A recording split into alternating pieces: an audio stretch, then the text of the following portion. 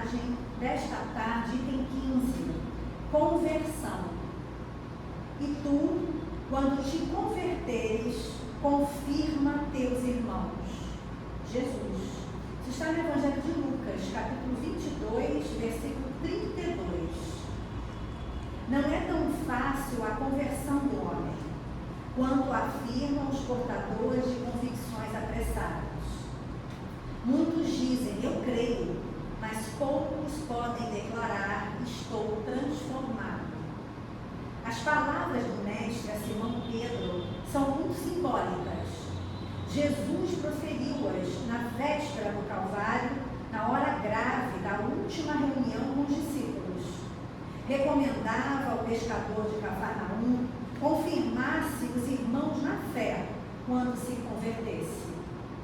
Acresce notar que Pedro sempre foi o seu mais ativo companheiro de apostolado. O mestre preferia sempre a sua casa singela para exercer o divino ministério do amor. Durante 3 anos sucessivos, Simão presenciou acontecimentos assombrosos. Viu leprosos limpos, cegos que voltavam a ver, loucos que recuperavam a razão. Deslumbrara-se com a visão do Messias transfigurado no Tabor. Assistira à saída de Lázaro da escuridão do sepulcro e, no entanto, ainda não estava convertido. Seriam necessários os trabalhos imensos de Jerusalém, os sacrifícios pessoais, as lutas enormes consigo mesmo, para que pudesse converter-se ao Evangelho e dar testemunho do Cristo aos seus irmãos. Não será por se maravilhar tua alma ante as revelações espirituais que estarás convertido e transformado para Jesus. Simão Pedro presenciou essas revelações com o próprio Messias e custou muito a obter esses títulos. Trabalhemos, portanto, por nos convertermos. Somente nessas condições estaremos habilitados para o testemunho. E através dessa missão que nos chama, mexe com a nossa consciência, possamos buscar essa transformação dentro de nós mesmos, através de todos esses ensinos, dessas verdades do alto, destes exemplos que chegam até nós, da mensagem do Cristo. Que todos nós, incluindo a nossa irmã Terezinha, que nesta tarde nos traz a palestra Lei de Igualdade, possa ser envolvida por estes benfeitores amorosos, seu anjo de guarda, a iluminando a cada um de nós. Paz e bem, graças, Senhor. A palavra do Senhor.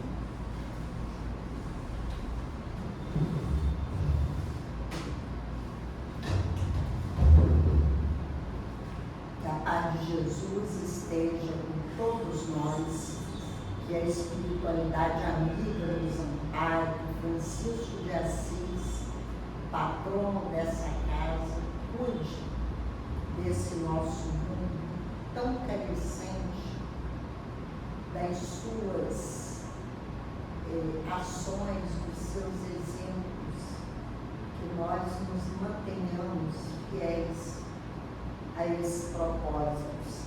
E nesse mês de abril, antes de qualquer coisa, lembrarmos do aniversário da doutrina espírita. Porque a doutrina espírita teve início a 18 de abril de 1857, com o lançamento do Livro dos Espíritos em Paris. Antes não havia, tanto que Allan Kardec pôs na introdução, primeiro item na introdução, menor item, depois Espiritismo e Espiritualismo. Por que ele deu o nome de Espiritismo? Porque havia várias correntes espiritualistas desde a antiguidade vigorando. Mas o Espiritismo tem uma metodologia própria e iria tratar de questões até então não resolvidas. Então, o livro dividido em 4 partes. A primeira trata das causas primárias, Deus, a criação, etc. Depois o mundo espírita, o mundo dos espíritos, e essa que nós estamos, que é a terceira, que trata das leis morais. Então, nós sabemos que da quarta, que é das esperanças e consolações, e cada parte dessa deu origem a uma obra, tanto que nós chamamos que é o edifício Terceira Revelação, que é o livro dos Espíritos, e dele saiu o livro dos Médiuns, Evangelho, Céu e Inferno e a Gênese. Então, é um conjunto, não dá para apenas nos mantermos ligados numa outra obra e esquecer o conjunto. Que à medida que vamos estudando, é que vamos fazendo a ligação, melhorando o nosso entendimento. Aqui o primeiro capítulo da terceira parte trata da lei divina ou natural.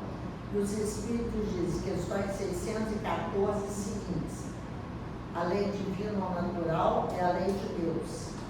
É a única necessária para a felicidade do homem.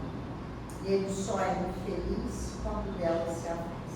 Só que a lei divina, ao contrário do que pensávamos antigamente, ela abrange toda a vida, a lei física e a lei moral. O funcionamento do universo, o funcionamento do nosso corpo, a ação dos animais, das plantas, tudo está regido por leis que foram criadas e são cumpridas. Muitas vezes nós subvertemos essas leis, alterando essa continuidade. E aí Kardec, no fim desse primeiro capítulo, ele pergunta aos espíritos se essa divisão da lei em 10 partes, lei de adoração, do trabalho, do progresso, igualdade, etc., está boa. Ele disse, está ótimo, mas a mais importante é a última, a lei de justiça, amor e caridade. Só essa deveria bastar para nós. Mas como os Espíritos disseram, nós precisamos de detalhamento. Diz assim, não, a igualdade, mas o que é a igualdade? Como é que se adora? Lá pode fazer isso, não pode fazer aquilo? Então, Kardec começa na 803 perguntando: todos os homens são iguais perante Deus? Sim, todos tendem para o mesmo fim e Deus faz as suas leis para todos. Dizeis frequentemente, o sol brilha para todos, e com isso dizeis uma verdade maior e mais geral do que pensais. Aí nós lembramos da questão, das questões 114, 115, que o que diz ali, quando fala da progressão dos espíritos? Os espíritos são bons ou maus por natureza, ou são eles mesmos que se melhoram? Diz assim, eles mesmos que se melhoram. Não existe criação separada, como também antigamente nós acreditávamos. Uns eram criados anjos e os outros, como se dizia, né, pecadores, entre aspas. Mas aí na 115, Kardec pergunta: uns espíritos foram criados bons e outros maus? E aí vem essa resposta de ouro, né? Deus criou todos os espíritos simples e ignorantes, ou seja, sem conhecimento. Deu a cada um deles uma missão a fim de os esclarecer e progressivamente conduzir à perfeição pelo conhecimento da verdade e para os aproximar dela. Então, está lá na questão 132, qual o objetivo da encarnação dos espíritos? Porque nós aprendemos que evoluímos no mundo espiritual. A série André Luiz está aí para mostrar. Ele chegou lá, tido como suicida, porque sabia tudo que fazia mal, ele fazia ao contrário, e melhorou. E trouxe para nós essa obra que vem nos esclarecendo que nós vamos estudando. Mas por que precisa de encarnar? Para chegar à perfeição. E aí, nessa encarnação, cada um vai cumprir a sua parte. Mas lembrando que a origem de todos é a mesma, simples e ignorante, começando lá no ser unicelular, indo progredindo até chegar no reino nominal, e aí cada um progride de uma forma. Assim, todos os homens são submetidos às mesmas leis naturais, todos nascem com a mesma fragilidade, estão sujeitos às mesmas dores, o corpo do rico se destrói como o do pobre. Deus não concedeu, portanto, superioridade natural a nenhum homem, nem pelo nascimento, nem pela morte. Todos são iguais diante dele. Porque tinha aquela questão, né, que eu nasci de sangue azul, sangue nobre, eu sou da nobreza, então não misturo. E na lei de igualdade nós vemos que isso é um grande engano, né? Tem esse livro que eu gosto muito, Leis Morais de Saúde Mental, do Sérgio Luiz da Silva Lopes. Ele é um gaúcho, ele é psicanalista. Então, ele analisando a lei de igualdade, eu achei muito interessante que ele vem especificar o quanto nós somos iguais. Ele diz assim, o que nos identifica como seres humanos são as nossas semelhanças uns com os outros, em qualquer cultura. Todos nascemos da mesma maneira, e da mesma maneira iremos morrer. E aqui ele vai, nossas diferenças são secundárias enquanto seres humanos, como, por exemplo, a raça, os hábitos, religião, diversidade cultural, etc. Não há nenhum exame laboratorial que demonstre qualquer diferença qualitativa entre o sangue de um ocidental e de um oriental, de um negro ou de um branco. A bactéria que causa a infecção do rei é exatamente a mesma do plebeu. E também o antibiótico capaz de neutralizá-lo, em ambos os casos, é igual. Em essência, somos todos iguais, nem melhores nem piores. Essa premissa doutrinária nos remete a uma questão mais profunda, a de que as nossas dificuldades na relação com o outro nascem no decorrer da evolução, devido aos nossos tropeços pelas várias reencarnações. Então, isso é muito instrutivo para nós, porque quantas vezes podemos nos considerar superiores ao outro por determinado motivo, sou mais inteligente, mais culto, venho de uma família tradicional e eu tenho direitos mais do que os outros. E aqui os espíritos tiram toda a ilusão. Olha, todos iguais. E ao longo do capítulo, nós vamos vendo quanto somos iguais. Né? Aí vem falar da diferença de aptidões ou de talentos ou de habilidades. Isso é fantástico. Cada um tem talento para uma coisa. Hoje eu estava conversando com uma pessoa, aí ela falou que um conhecido dela, que toda a família era de advogados, mas ele quis fazer mecânica. Ele adorava consertar carro. Era o hobby dele e ele quis seguir aquilo como profissão. Claro que foi um choque, mas que coisa boa. E hoje, então, com esses carros super modernos, a pessoa está bem valorizada, né? E aqui, cara, os espíritos dizem, Deus criou todos os espíritos iguais, mas cada um deles viveu mais ou menos tempo, por conseguinte, realizou mais ou menos aquisições. A diferença está no grau da experiência e na vontade, que é o livre-arbítrio. Daí decorre que um se aperfeiçoa mais rapidamente, o que lhes dá aptidões diversas. Ninguém tem todas as habilidades.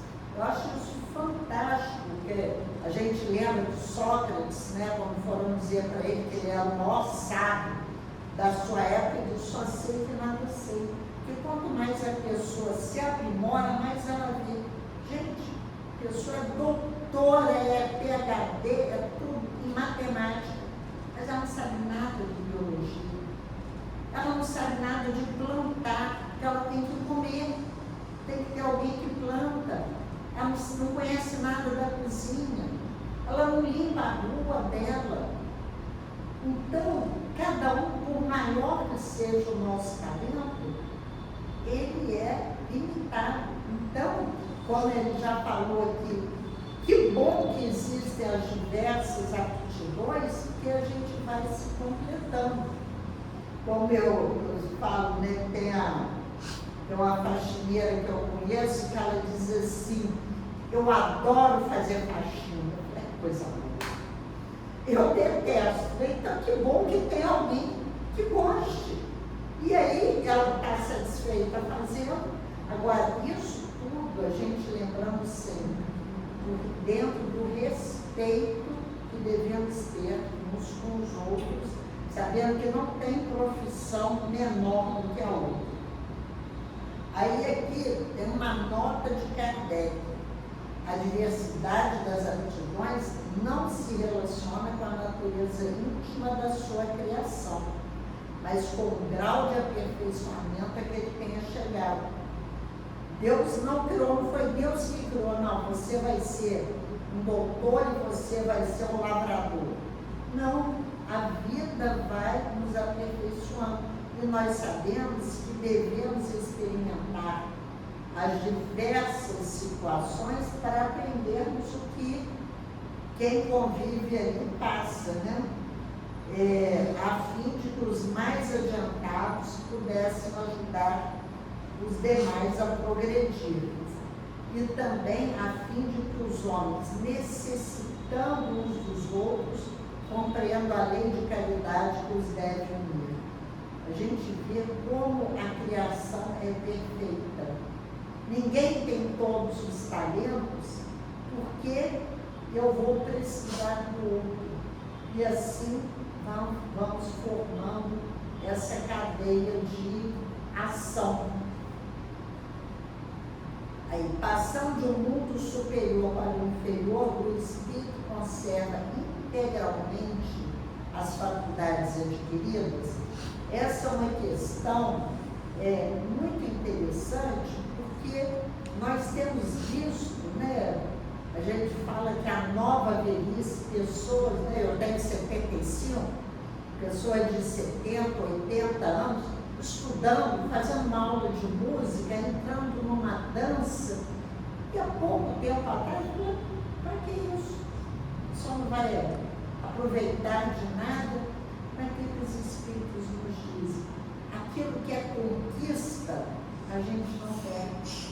Primeiro que enquanto estamos vivos, vamos viver o melhor possível.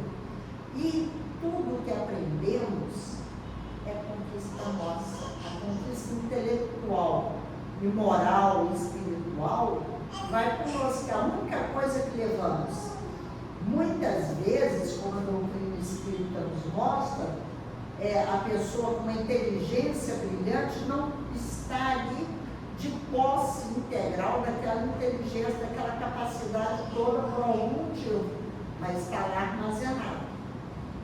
Em espírito ela sabe. Allan Kardec, na Revista Espírita, tem um artigo que chama Evocação de um Idiota. Era como se chamavam as pessoas, né, que tinham alguma deficiência intelectual. Assim, desperto em vigília, ele tinha aquela deficiência, mas ao dormir, ele tinha uma lucidez tranquila, porque o espírito não estava naquela situação. O corpo estava ali por uma necessidade evolutiva. Aí vamos falar de desigualdades sociais. Aqui no nosso país, a gente conhece muito bem que secularmente vem se mantendo como que sistematicamente essa diferença. Já melhorou? Já melhorou. Porque eu lembro quando eu era criança, havia uma distância muito maior do pobre para a pessoa mediana, não falo nem do rico. Hoje, a pessoa, por mais pobre que seja, ela tem um celular, ela tem um micro-ondas, tem uma máquina de lavar roupa, tem aqueles bem miseráveis mesmo, mas a maioria já está. Mas por que ainda não atingiu esse patamar? Aí diz, a desigualdade das condições sociais é uma lei natural? Não, é obra do homem. Nosso orgulho, nosso egoísmo. Aí Kardec pergunta, mas ela vai desaparecer um dia? Claro. Quando conseguirmos abolir o orgulho e o egoísmo, nós nos veremos todos como irmãos e ninguém vai passar necessidade. Até aqui, quando fala da lei do progresso, os espíritos são muito duros, que eles dizem, vocês se acham melhores do que os antepassados, que se vestem melhor, vivem melhor? Nenhuma civilização pode ter esse nome enquanto houver desigualdades, pessoas passando fome, passando necessidade. Por enquanto, vocês são apenas povos evoluídos. Então, podemos resolver o problema da desigualdade social? Não.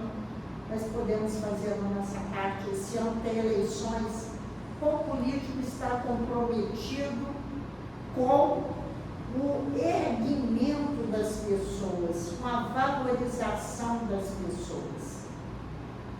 É isso que precisamos de ver. Depois eu vou, mais à frente, é uma questão, fala de uma nota de Kardec que eu adoro. Ainda nesse item, ele pergunta, que pensar dos que abusam da superioridade de sua posição social para oprimir o fraco em seu proveito? É o que a gente mais vê. Esses merecem o anátema, ou seja, desprezo, né? Infelizes deles serão oprimidos por sua vez e renascerão numa existência que sofrerão tudo o que fizeram sofrer. Porque a pessoa se prevalece da sua posição e às vezes não é nem uma posição muito elevada, né? Eu que já trabalhei e tal, às vezes o colega nosso, assim, a pessoa conquista um posto um pouco superior, já começa a se achar superior e a ter essas atitudes. E esses poderosos, que muitos não são todos, existem pessoas que têm uma boa condição financeira ou social, que são humanos, estão juntos e ajudam quanto podem, fazem a sua parte. Aí vem falar das desigualdades das riquezas, porque como a gente vê essas notícias da televisão, você só ouve falar em milhões, bilhões, gastou não sei quantos milhões numa festa, meu Deus, o que é isso? Gente passando fome na África, aqui mesmo, essa indigência toda e as pessoas. Aí Kardec pergunta, a desigualdade das riquezas não tem origem na diferença que a gente já viu aqui das aptidões, dos talentos? Existem realmente pessoas que a gente conhece que têm uma facilidade para gerar dinheiro. Tudo que ela pega, ela aplica, ela faz. Então, não vai ser isso aí? Os Espíritos dizem, olha, pode ser e pode não ser, mas tem a astúcia e o roubo. A pessoa que joga, né, faz aquela jogada para se dar bem e é muito esperta porque conseguiu. Aí Kardec vai perguntar, e da riqueza hereditária? Essa não foi fruto do roubo, porque ele herdou. Ele disse assim, mas como é que você vai saber? Quem sabe ela pode ter sido fruto de má gestão e veio às mãos daquela pessoa exatamente para que fosse sanada uma injustiça. Tudo tem a sua razão, tem o seu objetivo. Se uma fortuna foi mal adquirida, os herdeiros serão responsáveis por isso? Não, não são responsáveis pelo mal. Mas a partir dali, que uso eles farão dela. Porque sempre uma passagem do Evangelho que é usada para condenar a riqueza é aquela do moço rico, né? Que Jesus disse, é mais fácil um camelo passar pelo fundo de uma agulha do que um rico entrar no reino dos céus. Durante muito tempo se pregou que você ser pobre é bom, ser rico é ruim. Mas o que Jesus quis dizer não foi isso. A riqueza é um fator de progresso. A riqueza paga pesquisas, ergue escolas, financia tratamentos. A gente vê quantas máquinas modernas que exigem dinheiro, remédios caros, doenças raras que têm aparecido. A questão é o uso que nós fazemos. Porque Jesus falava, onde está o teu tesouro, estará também o teu coração, não? E aí ele vai fazer uma pergunta que é interessante, que muitas pessoas acreditam que comunismo, socialismo, aquela coisa, pregam que toda a riqueza seja distribuída igualmente. Aí aqui Kardec pergunta, mas a igualdade absoluta das riquezas é possível e já aconteceu? Ele disse, não, claro que não.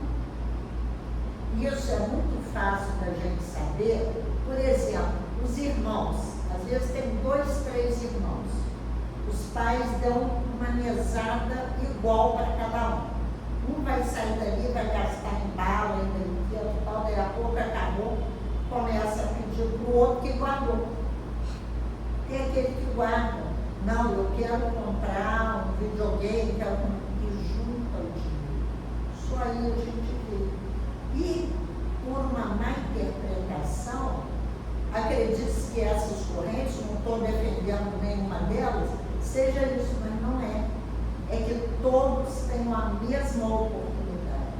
A diferença de aptidão, a diferença de a força de vontade é individual.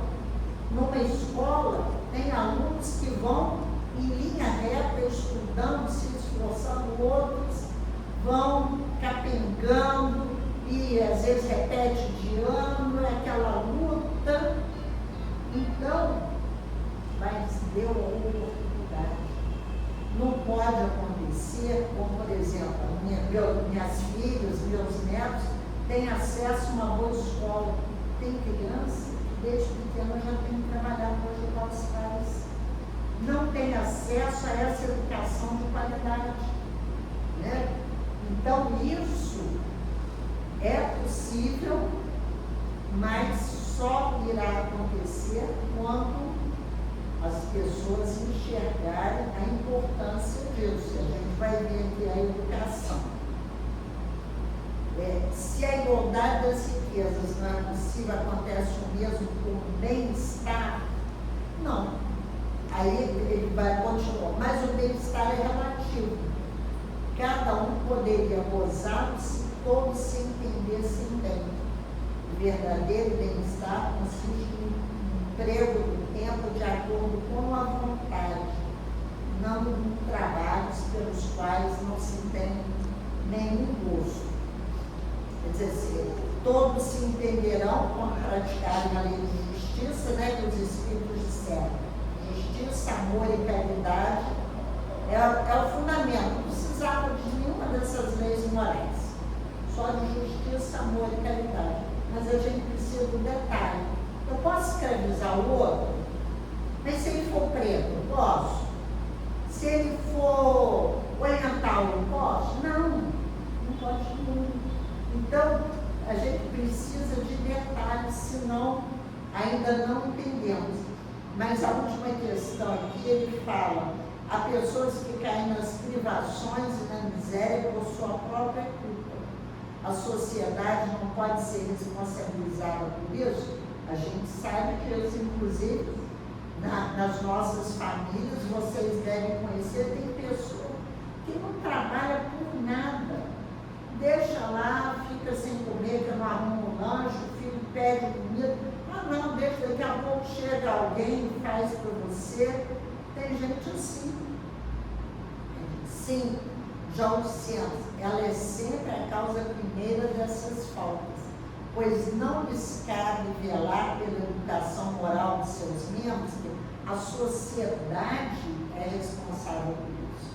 É frequentemente a má educação que falseia o critério dessas pessoas, em lugar de aniquilar as tendências perniciosas.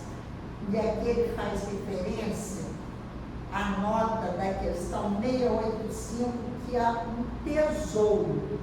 Por que é o item onde está 685? É limite do trabalho e repouso.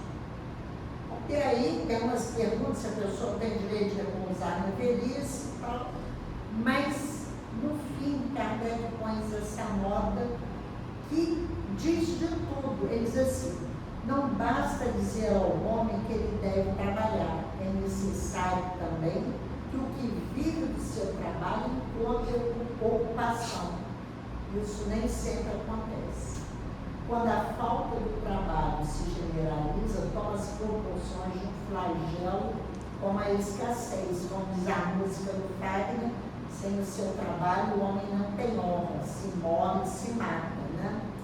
A ciência econômica procura o remédio no equilíbrio entre a produção e o consumo, mas esse equilíbrio, supondo-se que seja possível, sofrerá sempre intermitências, e durante essa fase o trabalhador tem que se sustentar. Há um elemento que não se ponderou bastante, sem o qual a ciência econômica não passa de simples teoria: a educação.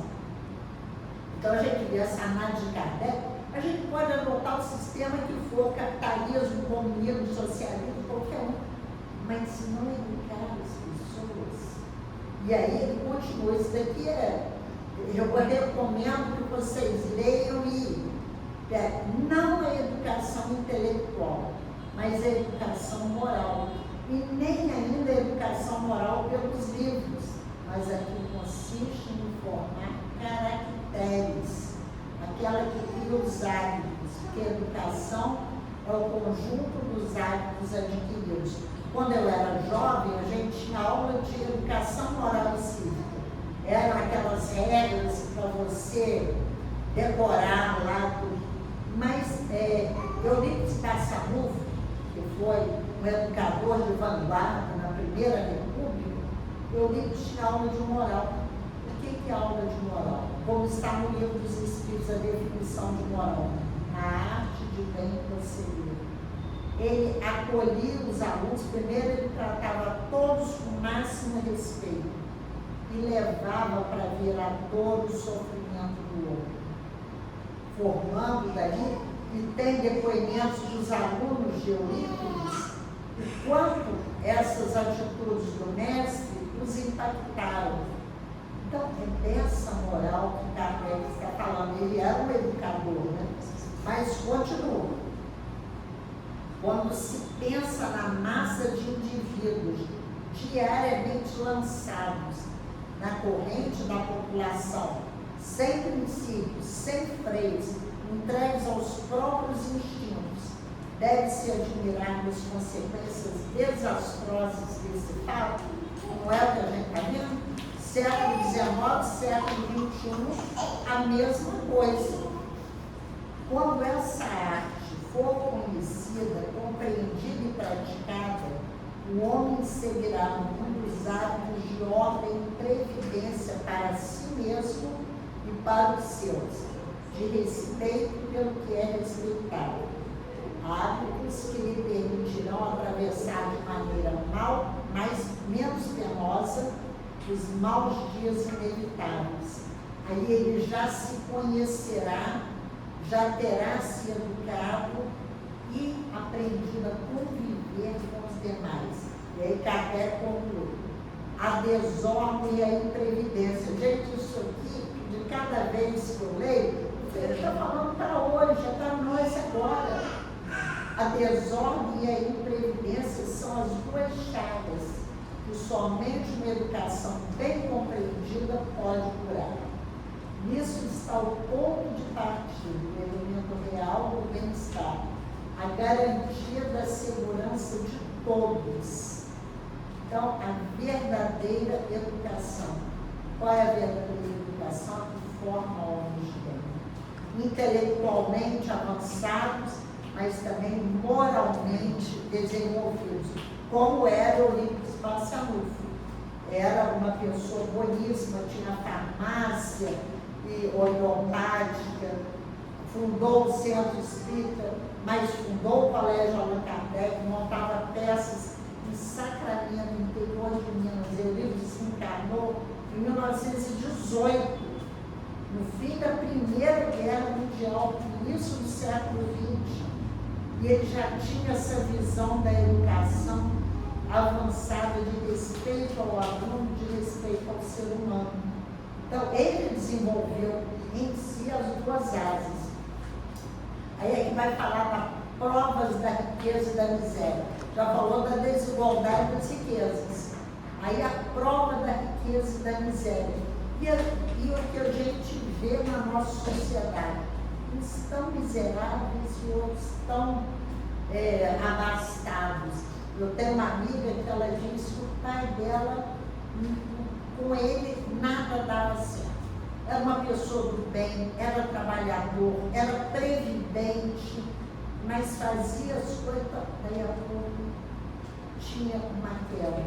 Então, a gente sabe que existem pessoas assim. E aí Kardec vai perguntar: porque Deus concedeu a uns a riqueza, o poder e a outros a miséria, que nada lhe resolve, para provar cada um de maneira diferente.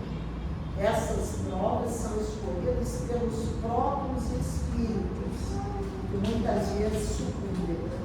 Porque no mundo espiritual, a nossa visão é diferente. A gente já tem noção. Não, eu falei, eu fui rico, falei, então eu quero vir pobre para lutar ali, vencer e não cair mais no orgulho que me perdeu. E muitas vezes a gente fracassa. Qual das duas é mais perigosa? Aí, as duas. A miséria provoca murmuração contra a providência, mas a riqueza leva todos os excessos. Eu sou a melhor, eu posso tudo, meu dinheiro compra tudo, e se eu tenho dinheiro e poder aí, então tudo vale. Quer dizer assim, se o rico sofre mais tentações, não tem mais meio de fazer o bem? Tem, mas é o que nem sempre faz. Mas isso sempre a gente tem que considerar. Alguns não fazem mesmo. Acham, dizem assim, você faz o que eu fiz, eu batalhei, não vou te dar nada não. Outros, quando passaram pela dificuldade, que Kardec vai perguntar, qual o que sofre mais? Aquele que já nasceu rico, que não ajuda ninguém, mas usufrui da vida, ou aquele que se fez, mas é preso ali no dinheiro e vive na miséria? Esse já está sofrendo, porque ele não usufrui de toda a riqueza que conquista, né? São provas dificílimas, porque muitas vezes o pobre vai reclamar, porque quando a gente lembra, quando Jesus diz, bem-aventurados os aflitos. O aflito não é só aquele que chora e está em aflição na vida, é o que entende e luta apesar de tudo, questão 132, estamos aqui para chegar à perfeição.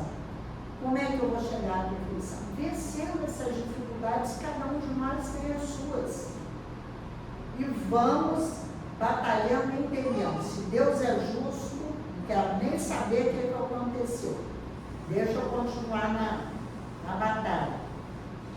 Aí ele vem falar a igualdade dos direitos do homem e da mulher. Eu acho isso fantástico, que a gente vê século XIX até hoje se discute salários iguais para as mulheres, algumas funções de chefia, muitas vezes a mulher não chega até elas, porque a mulher, há pouco tempo noticiaram a primeira mulher general. No Supremo, atualmente, tem uma mulher no Supremo Tribunal Federal. Por quê? As mulheres são a maioria. E aí, também, neste livro que eu gosto muito, porque eu sou facilitadora do Livro dos Espíritos, dá para anotar, né? Então, a bibliografia toda gira. Esse livro, As Leis Morais, do Rodolfo Caligares, ele é muito bom. Você vê que é um livro fininho, ele trata das leis morais, mas ele traz aspectos históricos. Então, ele vem falando aqui dessa inferioridade da mulher, primeiro, desde lá da Bíblia, né, que fala que a mulher é que tentou o Adão, ela foi tentada pela serpente, é uma figura, né, uma história. Mas a mulher que foi a causa de ser expulso do paraíso. E cita o caso do Jacó, que era um judeu, lá entre os judeus, que queria casar com a Raquel. Mas o Labão, o pai da Raquel e da Lia, o enganou e deu a Lia, porque a Lia era mais velha. Então ele trabalhou 7 anos para casar com a Lia, com a Raquel. Foi dada a Lia. Aí ele trabalhou mais 7 para casar com ela. Então, pagando pela esposa, e isso daqui está no Antigo Testamento, né? Quando se fala tão categoricamente que a palavra de Deus, a gente tem que duvidar, né? Ele fala, na velha Rússia, por ocasião do casamento das filhas, o pai aplicava ali de leve algumas chicotadas, e depois entregava o chicote ao marido numa transmissão de poder. A gente vê que a lei do feminicídio é muito recente, porque o marido podia fazer o que quisesse com a mulher. Tem aquela história, né? Briga de marido e mulher, ninguém mete a colher. E a mulher mais fraca aceitava, muitas vezes não trabalhava. Agora tem lei. Lei Maria da Penha é cumprida integral? Não, não é, mas já tem lei. Já é um progresso. Isso assim, na Grécia, em plena idade do ouro, Solon, que foi um grande legislador, baixou um decreto pelo qual qualquer ato realizado sob influência de uma mulher não seria considerado válido perante a justiça. E Eurípides, o grande Eurípides, né, do Teorema, considerava vítima de irremediável inferioridade moral. Então, nós vamos vendo que são questões históricas que levavam a isso. Nós temos a constituição física, emocional, diferente dos homens. Cada um tem, até a pessoa diz, né, homem só faz uma coisa de cada vez, a mulher tem sempre, cuida de casa, cuida de tudo, está sempre atendendo. É a estrutura psicológica que é diferente. Mas hoje, com essas conquistas todas, a gente pode fazer o que quiser. Qual profissão que você quer seguir? Ah, vai ser operadora de trator. Vai lá, se tem a sua vocação, você vai ser. Vai ser engenheira, professora, o que quiser. Então, isso é fantástico, ainda com muitas lutas, com muitas dificuldades. Aí tem uma pergunta só, que tem algumas que dizem, de acordo com isso, para uma legislação legislação ser perfeitamente justa, deve consagrar a igualdade de direitos entre o homem e a mulher, de direitos sim, de funções não, porque temos funções, organicamente somos diferentes. A lei humana, para ser justa, deve consagrar a igualdade de direitos entre o homem e a mulher. Todo privilégio concedido a um ou a outra é contrário à justiça. Aí vem a igualdade perante o túmulo, que nós vemos as diferenças, de termos. Aqui tem o cemitério de São João Batista, aqueles mausoléus lindos, e lá na minha cidade tem um abrigo dos velhos, que era do padre tradicionalista de lá. Quando ele estava na catedral, ele foi construindo esse abrigo. Aí, quando teve a mudança na igreja, ele se mudou para lá, e dizem que o atendimento lá é muito bom. A pessoa chega, deixa o seu salário, sua aposentadoria, mas tem de tudo. Aí uma freira, um dia minha mãe era dessa religião, uma freira falando que apareceu uma mulher lá, o filho de Itapiruna chegou, deixou a mãe, ficou anos lá. Ninguém ia visitar. Ele mandava o dinheiro, mas ninguém ia visitar. Aí a mulher voltou. A freira falou que passou a noite desesperada. Como é que nós vamos fazer? Nós vamos ter que fazer um enterro dessa mulher. Aí que o padre disse para ela: não se preocupe não. Ela disse que ficou espantada, porque de manhã chegou toda uma pompa, toda uma coisa de carro fúnebre, de caixão, da melhor qualidade para levá-la, porque o filho era uma pessoa importante numa cidade perto, ali em Itaperuna, perto de Bom Jesus. Então, ele ia mostrar para a cidade o enterro digno que ele estava dando para a mãe.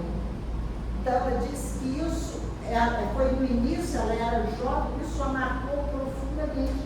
E aqui fala isso, de onde vem o desejo de perpetuar a própria memória nos monumentos fúnebres, derradeiro ato de orgulho. Mas a suntuosidade dos monumentos fúnebres não é, na maioria das vezes, determinada pelos parentes que desejam honrar a memória do falecido, e nem não por estes, também é orgulho dos parentes, né? A gente tem orgulho de dizer: olha, fulano, que era importante, era meu parente, tal, era tio, bisavô, trisavô de alguém da minha família. Sempre aquela questão do orgulho.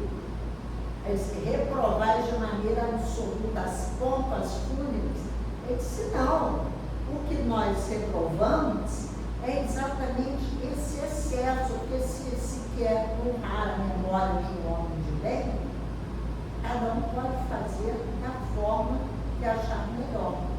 Eu vou terminar com uma história deste livro Jesus no Lar. Agora ele já é bem maior, não é pequenininho assim. É do número 21, O Rico Vigilante. Esse livro narra encontros de Jesus na casa de Pedro com os apóstolos. Aí diz: Tiago, mais velho, em explanação preciosa, falou sobre as ânsias da riqueza, tão comuns em todos os mortais. E aí Jesus narrou: um homem temente a Deus e consagrado à retidão, deu muitos conselhos alusivos à prudência e deliberou trabalhar com afinco de modo a reter um tesouro com que pudesse beneficiar a família. Depois de sentidas orações, meteu-se em várias empresas, aflito por alcançar seus fins. E por 20 anos consecutivos ajuntou moeda sobre moeda, formando um patrimônio de alguns milhões. Quando parou, ele reconheceu desapontado que todos os quadros da própria vida se haviam alterado sem que ele mesmo percebesse. A mulher já tinha se encantado com a bajulação da vida social, os filhos estavam vivendo na futilidade, os vizinhos, acreditando totalmente felizes, aproveitavam daquela situação. E agora ele tinha tempo para verificar o seu corpo, o seu estado. Ai, eu sinto isso, sinto dor. Aí uma noite que ele estava muito angustiado, ele chorou e fez uma prece de coração, e aí ele dormiu. Ele dormiu, diz assim, aparece na tela evanescente do sonho, um anjo e lhe diz: toda fortuna que corre à maneira das águas cristalinas da fonte é uma bênção viva, mas toda riqueza em repouso inútil é poço venenoso de água estagnada. Por que exigiste o rio, quando o simples copo d'água te sacia a sede? Como te animaste a guardar ao redor de ti celeiros tão recheados, quando alguns grãos de trigo te bastam a refeição? E assim ele foi falando aí em mim: somente vale o dinheiro da terra pelo bem que possa fazer. E aí, quando ele acordou, ele resolveu liberar os seus cofres. Ele passou a ajudar as pessoas, ele disse assim, para que todos os seus vizinhos tivessem junto dele as bênçãos do serviço e do bom ânimo. Mas ele estava robustecido e feliz. Mas a família não entendeu, claro, mudando totalmente. Ele passou a beneficiar as pessoas, aqui não fala, mas naturalmente deve ter criado escola para os filhos dos empregados, que muitas empresas têm, os planos de saúde, e aí todos o estranharam. Mas Jesus conclui, silenciando o mestre. Tiago, que comandava a palestra da noite, exclamou entusiasmo: Senhor, que ensinamento valioso e sublime. E Jesus termina: sim, mas apenas para aqueles que tiverem ouvidos de ouvir e olhos de ver. Essa afirmação de Jesus a gente conhece muito bem, porque quantas vezes a gente lê alguma mensagem, é para a gente, talvez tempo depois, às vezes 1 ano, 2 depois, você fala, que mensagem bonita. Mas naquele momento eu não estava ligado. Eu não tinha como apreender o sentido daquilo tudo. Então, outra comemoração que nós temos nesse mês, lançado a 15 de abril, né? Hoje, de 1864, o Evangelho segundo o Espiritismo. Kardec pôs lá no prefácio do Evangelho. O Evangelho bem compreendido é o caminho para a nossa felicidade futura.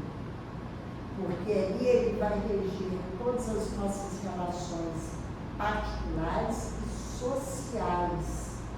Ele serve para a vida em sociedade, ao contrário do que pensávamos antes. Então, nós vamos vendo que construção é a doutrina espírita, que vai abrangendo todos os aspectos da nossa vida e que precisamos conhecê-la para valorizarmos o trabalho da espiritualidade e a dedicação e a fidelidade do nosso amor.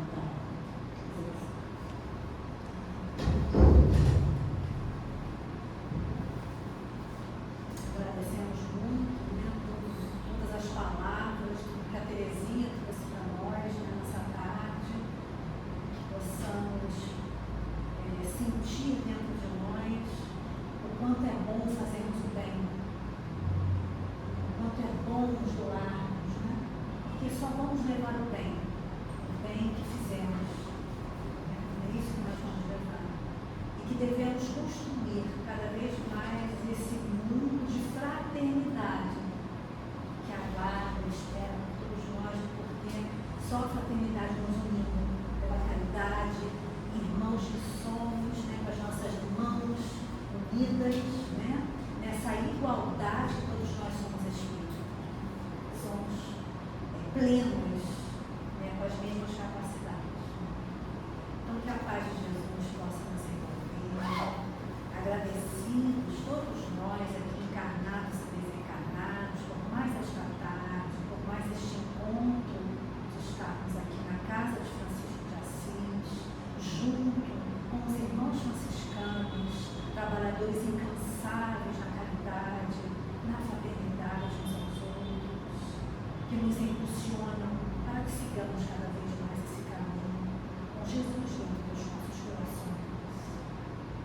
sejamos fortalecidos na prática do bem, do amor a todos. Paz e bem.